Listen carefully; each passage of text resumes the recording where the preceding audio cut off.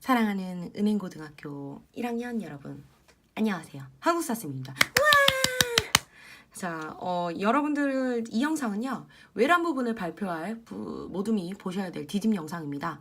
이 디딤 영상을 보시기 전에요, 반드시 조선시대 개관 부분, 카테고리 첫 번째에 있는 조선시대 개관 부분의 영상을 반드시 좀 보고 오셔야 되고요. 보고 오셔야 전후좌우 맥락을 좀 이해하실 수가 있습니다. 자, 그 사이에 있는 게 바로 외란인데, 여러분들 수업하시기 전에요, 선생님들이 아마 약간의 수업을 하실 겁니다. 그때 당시에 국제 정세에 대해서 좀 소개를 해주실 거니까요. 그 수업이 끝나고 난 다음에 여러분들께 뭐 30분에서 20분 정도 시간을 남겨드릴 거예요. 그때 여러분들이 발표를 하시게 될 겁니다. 자, 여러분들은 이 수업을 준비하시기 전에요, 반드시 교과서 145쪽 외란의 전개와 극복 과정을 어떠해야 했을까, 여기 부분 아주 꼼꼼히 잘 읽어보시고요. 147쪽까지입니다. 잘 한번 읽어보시고요. 네, 자료도 여기 안에서 잘 준비해 주시면 되고요. 사실은 내용이 굉장히 많은데 요거를 선생님들이 압축적으로 선생님이 설명을 해드릴 거예요. 이 압축된 설명을 위주로 좀 설명을 해주시면 됩니다. 다만 여기에 자료나 재미있게 여러분들이 좀 풀어주시는 게 필요하겠죠. 부탁드립니다. 자, 여러분들이 수업에서 다루셔야 될 내용은요, 지금부터 영상으로 알려드리겠습니다. 준비되셨나요? 파이팅! 자, 교과서에 나와 있는 내용을 모두 다 가르쳐셔야 된다고 생각하진 마시고요. 지금 여러분들께 선생님이 뼈대를 정리해 드릴 거예요. 요 뼈대를 중심으로 해서 뭐 관련 영상이나 사진 자료를 토대로 여러분들이 수업을 좀 준비해 주시면 됩니다. 자, 외란입니다. 자, 일본의 도요토미 히데요시가 전국시대를 통일했어요. 교과서 읽어 오셨으니까 다들 이해하실 거예요. 그래서 전국시대를 통일하면서 일본 내부의 다이묘들의 불만이 진짜 컸단 말이야. 이 불만을 잠재우기 위해서요, 얘네들이 중국을 침략하려고 했던 거야. 그래서 대륙을 침략을 하고 전쟁이 일어나게 되면은 사실 군소리가 없어질 거니까. 그래서 전쟁을 일으키기 위해서 일으킨 게 바로 외란이에요. 그래서 얘네들이 뭐라고 하면서 쳐들어왔냐면 1592년 우리 건국 200주년, 조선 건국 200주년을 기념해서 쳐들어왔어요. 개념 없죠. 일본 애들이 쳐들어옵니다. 명을 정벌하는 길을 빌릴 가짜요. 빌려달란 뜻이에요. 명을 정벌하러 가는 길을 빌려줘라 우선 침략을 합니다. 말이 되는 소리예요? 어이가 없죠. 심지어 이때 조선은 명나라의 4대하고 있었습니다. 기억나세요? 4대? 큰 나라로 모시고 있었다고. 그러니 이게 쉽겠냐고. 당연히 안 빌려주죠. 그치? 그래서 쳐들어온 게 된다고. 그게 임진년에 일어난 외란입니다. 1592년. 자, 그런데 우리가 사실은 질 것 같지 않았거든? 어머 세상에, 근데 파죽지세로 얘네가 밀고 올라온 거야. 왜냐면 얘네 뭐 사용했냐면 조총이라는 걸 사용했거든. 따꼼따꼼 총이에요. 총. 기일다란 총. 장총인데요.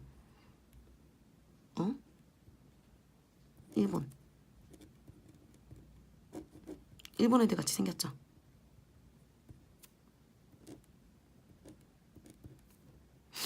이상한데? 아무튼 총입니다. 따끔따끔 총을 쓰니까 얘들아, 우린 이때 화기라는 거는 대포에서만 쓰는 건 줄 알았어. 사람들이 소형 화기, 그러니까 사람들이 휴대하는 화기, 그러니까 그를 쓸 줄은 몰랐던 거야. 그러니 총을 쏘는 애들한테 우리가 칼이나 창으로 대응하는데, 화살로 대응하는데 당연히 지겠죠. 그래서 조선 엄청 밀립니다. 왜군 파죽지세로 올라가고요. 특히 충주의 탕금대에 배수해진이라는 걸 치고서는 싸우려고 했었던 신립장군도 대패를 하게 됩니다. 근데 이때 당시에 조정이 선조 때 조정이 신립에 대한 그 믿음이 되게 컸어요. 그래서 신립이 이렇게 까이니까 와, 선조가 겁나 놀란 거야. 어머, 신립이 당했다고, 야 말이면서 어미, 야 너 너무 무섭다, 야. 그래가지고 어디로 피난을 가냐면 한반도예요, 여러분. 뒷반 친구들은 놀래겠네요. 이거 한반도예요. 되게 지도 잘 그리죠. 의주가 어디냐면 여기가 서울이라고 치면, 한양이라고 치면 의주가 여기예요. 여차하면은 망명할 의도였던 거야. 압록강 건너기만 하면은 남의 나라 땅이었거든. 그래서 여기로 피난을 갑니다, 왕이. 조선 한양을 버리고요. 그래서 그 백성들이 그때 선조에 대한 그 배신감이 이로 말할 수가 없었어요, 사실. 대신 자기 둘째 아들이었던 광해군에게 임시 조정을 만들어서 맡겨요. 그리고 야, 나는 의주로 가 있을 테니까, 야, 왕이 죽으면 그게 무슨 나라냐. 그 세자를 책봉해 줄 테니까 세자인 네가 우리 백성들 좀 잘 보살펴주고 네가 알아서 전쟁 좀 수습하고 있어봐. 우선 자기 튄 거야, 사실은. 아들내미 내세워놓고. 대신 그래서 광해군에 대한 인기는 어마무시하게 올라갑니다. 그래서 니네 우리 조선 개관에서 봤잖아. 광해군이 왕이 오르는 거. 기억나? 북인이랑 같이. 자, 그래서 광해군의 임시조정, 이걸 분조활동, 조정을 나눴다. 그 나눌 분자거든. 나눴다 그래서 분조활동을 시키게 되고요. 선조는 의인주로 피난을 가게 되죠. 그런데 사실은 질 줄 알았거든. 이대로 끝나는 줄 알았어. 사실은. 완전 올라왔거든. 거의 야 여기 평양까지 다 먹혔으니까 사실. 그래서 우리가 다 진 줄 알았는데 어머 세상에 전세가 역전됩니다. 빰빠밤 대단하죠. 전세 어떻게 역전됐냐면 바다에서 먼저 시작됐어요. 누가? 자랑스러운 우리의 이순신 장군님. 뭐 사실 이순신에 대해서는 되게 많은 이야기가 있는데 여러분들이 조금 이순신의 양면성을 보여주셨으면 좋겠지만 시간이 허한다면 이순신에 대해서 좀 많이 조사해서 알려주셨으면 좋겠습니다. 자, 그렇지만 어쨌든 교육과정 내에서 이순신에 대해서 조사를 할 때는 여기 요 교과서에 나와 있는 내용을 좀 축약해서 말씀해 주시면 돼요. 지금 여기에서 말씀드리는 요 내용에 조금만 살 붙여주시면 돼요. 자, 이순신이 이끄는 수군이 활약을 했기 때문입니다.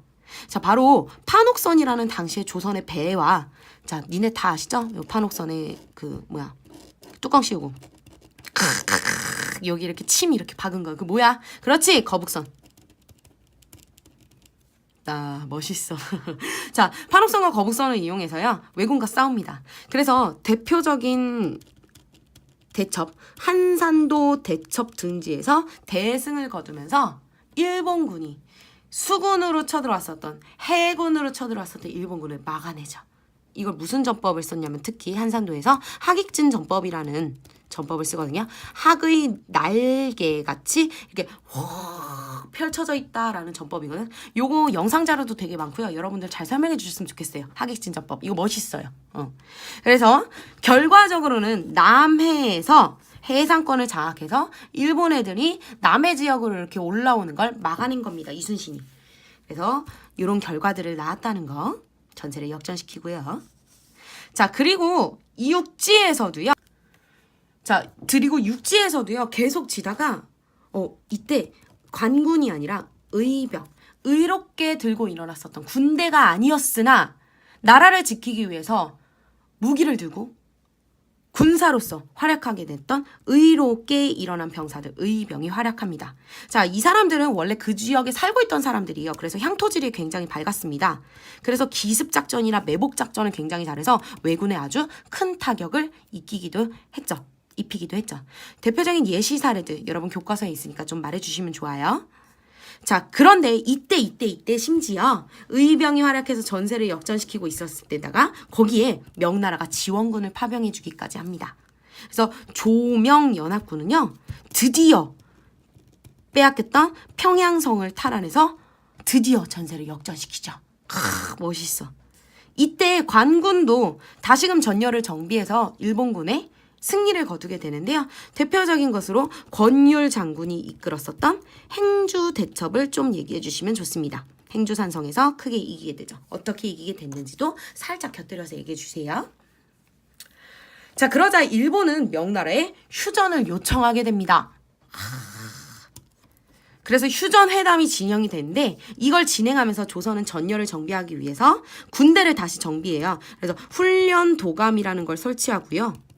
지방군으로는 소고법이라는 걸 실시해서요. 군대를 새롭게 다시 리마인드했다고 생각하시면 돼요. 요거는 어렵게 설명하실 필요 없고요. 나중에 선생님들이 다 설명해 주실 테니까 그냥 군대를 다시 전열을 정비했다 정도만 좀 기억해 두시면 됩니다. 그런데 휴전회담이 결국엔 결렬이 돼요. 그래서 일본 애들이 다시 침략해 오죠. 이걸 뭐라 그래? 정유재란이라고 합니다. 요때가 사실은 우리가 여러분들 얼마 전에 영화 보셨던 거 기억나시죠? 이순신이 이끌었었던 명량해전이 바로 사실은 정유재란 때입니다. 이때 그래서 그 신에게는 12척의 배가 남아 있습니다. 그래서 12척의 판옥선으로 이기잖아요. 진도 앞바다에서. 자, 그래서 명량해전에서 이기게 되면서 정유재란 역시 잘 막아나게 되죠. 특히 도요토미 히데요시가 이때 죽어요. 군세를 일으켰던 전쟁을 일으켰었던 도요토미 히데요시가 사망하게 되면서 결국 철수하게 되죠. 이렇게 해서 임진왜란을 힘들게 막아내게 됩니다. 자, 임진왜란의 내용 설명 있죠? 이건 딱 여러분 중요해요. 교과서에 굉장히 많은 내용이 나와 있을 거예요. 그러나 요 뼈대만 설명해 주셔도 돼요.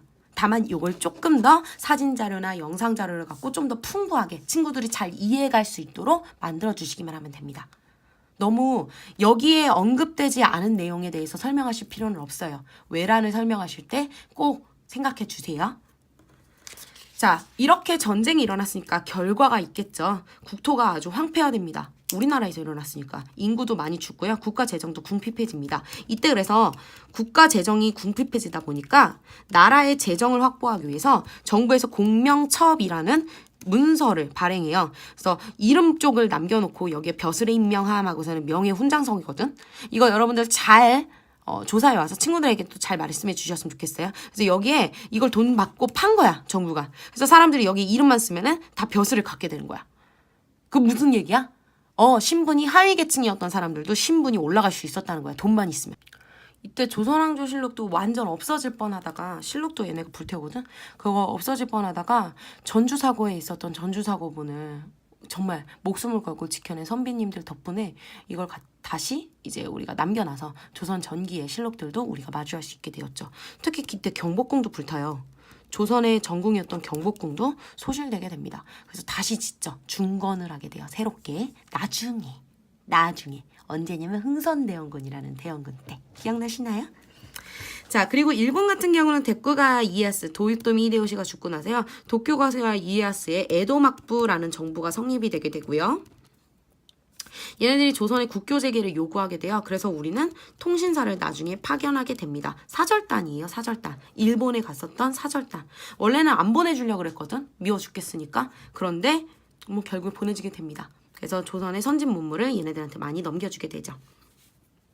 자, 중국은요. 여러분들 지금 명나라가 우리에게 지원군을 파병해 줬잖아.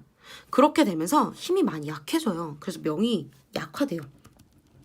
대신 누가 선장하게 되면 만주에 있었던 여진족 애들이 성장을 한 거야. 심지어 여진족 애들이 이름을 바꿨네? 뭐라고? 만주족이라고. 여진족 애들이 만주족이라고 이름을 바꾸고 만주족이 성장하게 된 거야. 그래서 명나라에서 얘네들이 나중에 세우는 청나라로 교체되는 시기를 맞이하게 돼요. 어머 세상에. 이게 중국 대륙의 변화입니다. 그래서 이 영상에서 다룬 내용 위주로 가르쳐 주시면 되고요. 중요한 거는 외란의 전개와 극복 과정 부분 있죠. 외란의 전개와 극복 과정 여기 순서대로 지금 여기에 쓰여진 순서대로 가르쳐 주시고요. 그리고 외란의 결과 영향 요 정도 얘기는 다 언급해 주셔야 됩니다. 자, 여기에서 꼭 넣으셔야 되는 내용은요. 일본군이 조총을 사용했다는 거, 그리고 이순신의 활약 얘기 좀 해주시고요.